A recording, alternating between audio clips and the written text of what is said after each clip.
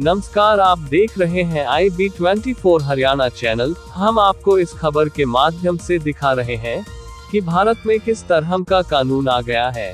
Report बताती है कि पिछले 5 सालों में बुलडोजर की कार्रवाई लगातार बढ़ी है और लोग बेदखल हुए हैं। 1.5 लाख घर ध्वस्त, 7 लाख लोग बेघर। बुलडोजर एक्शन पर आई ये रिपोर्ट देख धक्का लगेगा। इस दौरान कम से कम 16,80,000 लोग प्रभावित हुए। Housing and land rights network bulldozer चलने के कारण बेदखल हुए लोगों पर रिपोर्ट तैयार की है। क्या हम भारत के लोग भारत को एक संपूर्ण बुलडोजर राज में बदलते देखना चाहते हैं? सजा के तौर पर बुलडोजर की कार्रवाई लोगों की बसाहटों को उजाड़ने में इन सब के अलावा एक नया ट्रेंड चला है। किसी भी हिंसा या अपराध की घटना में आरोपियों के घरों या दुकानों को गिराने का चलन। हालांकि ऐसे लगभग हर मामले पर प्रशासन की दलील रही है कि अमुक व्यक्ति का घर अवैध तरीके से बना था। पिछले 2 सालों में दिल्ली के जहांगीरपुरी, यूपी के प्रयागराज, सहारनपुर, मध्य प्रदेश के खरगोन, हरियाणा के नून की घटनाएं चर्चित रही हैं। अप्रैल 2022 में हनुमान जयंती की शोभायात्रा के दौरान झड़प हुई थी। इसके बाद नई दिल्ली नगर निगम NDMC ने करीब 25 दुकानों और घरों को बुलडोजर से गिरवा दिया गया था। बताया गया कि इनमें से ज्यादातर पीड़ित मुस्लिम समुदाय से थे। अप्रैल 2022 में ही मध्य प्रदेश के खरगोन में रामनवमी और हनुमान जयंती समारोह में हिंसा हुई थी। इसके बाद प्रशासन ने मुस्लिम समुदाय से जुड़े लोगों के 16 घरों और 29 दुकानों को बुलडोजर से गिरा दिया था।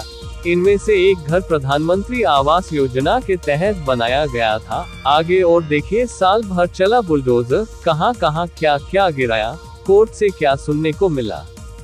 पिछले महीने ही मध्य प्रदेश के मंडला में 11 लोगों के मकानों को बुलडोजर से गिरा दिया गया।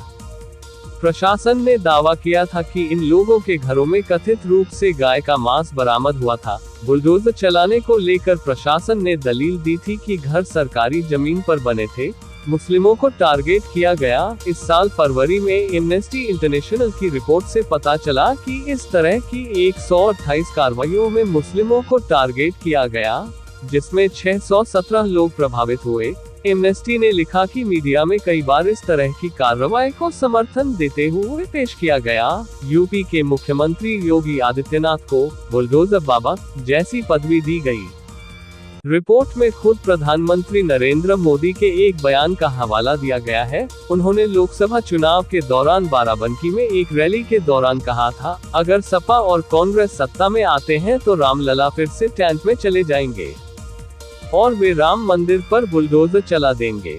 उन्हें योगी जी से ट्यूशन लेनी चाहिए, कहां बुलडोजर चलाना है और कहां नहीं चलाना चाहिए।